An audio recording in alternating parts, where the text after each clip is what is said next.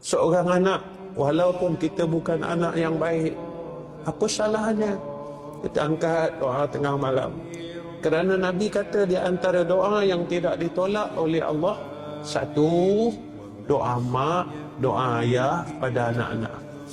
Yang kedua, doa anak pada mak dan ayah dia.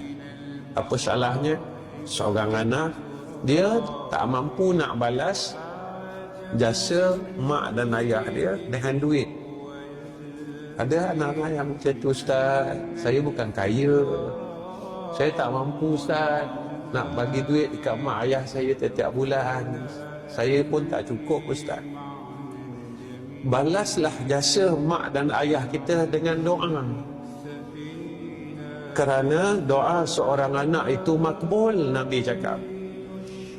Doa seorang ayah pada ayah dan ibu pada seorang anak tiada hijab. Doa seorang anak pada seorang mak, pada seorang ayah tak ada hijab. Apa salahnya kita sebagai seorang anak angkat tangan, ya Allah, aku nak bagi duit dekat mak aku tak ada duit. Aku nak bagi duit pada ayah aku pun tak cukup. Ya Allah, tolong berkatkan rezeki mak aku, tolong berkatkan rezeki ayah aku. Tolong sihatkan mak aku, ya Allah.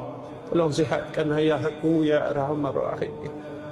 Doa itu didengar oleh Allah dan dimustajabkan oleh Allah Subhanahu wa ta'ala.